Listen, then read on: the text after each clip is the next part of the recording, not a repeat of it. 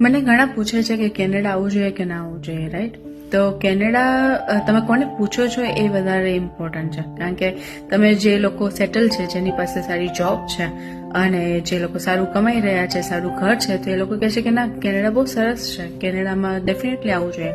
તમે કોઈ સ્ટુડન્ટ્સને પૂછો તો સ્ટુડન્ટ કહેશે કે ભાઈ અહીંયા તો બહુ જોબ નથી મળતી, અહીંયા પીઆરના વાંધા છે, અહીંયા લેબર જોબ કરવી પડે છે, વોલમાર્ટમાં જવું પડે છે, રાઈટ? તો એ કહેશે કે અહીંયા બહુ સ્ટ્રગલ છે, અહીંયા નહીં આવતા.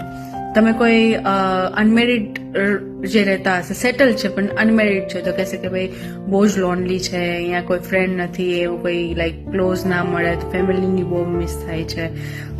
કોઈ મેરિડ કપલને પૂછશો કે છોકરાવાળાને પૂછશો તો એવું કહેશે કે યાર બધું કામ જાતે કરવાનું, છોકરાઓને મોટા કરવાના, છોકરાઓને ડે કેરમાં મૂકવાના, જાતે રસોઈ કરવાની, જાતે કંઈ કામવાળા નથી મળતા, અહીંયા વાસણ ઘસાવવા પડે છે, લાઈફ ક્યાં જતી રહે છે કંઈ ખબર નથી પડતી, રાઈટ? તો તમે જેને પૂછશો ને એની જે સિચ્યુએશન હશે ને એ પ્રમાણે જ આન્સર આપશે.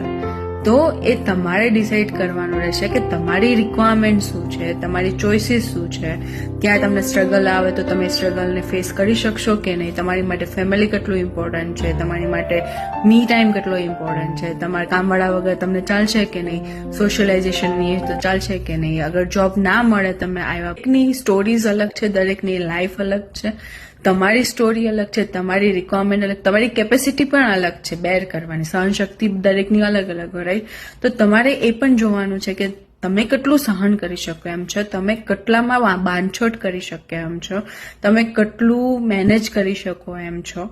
બાકી રૂટીન જે છે ને એ કેનેડામાં બી એ જ છે, ઇન્ડિયામાં બી એ જ છે, રાઈટ? તમે કોઈ પણ તમે બીજા કન્ટ્રીમાં રહેતા હો તો ત્યાં પણ રૂટીન એ જ છે, રૂટીનમાં કંઈ ચેન્જ નથી થવાનું, રાઈટ?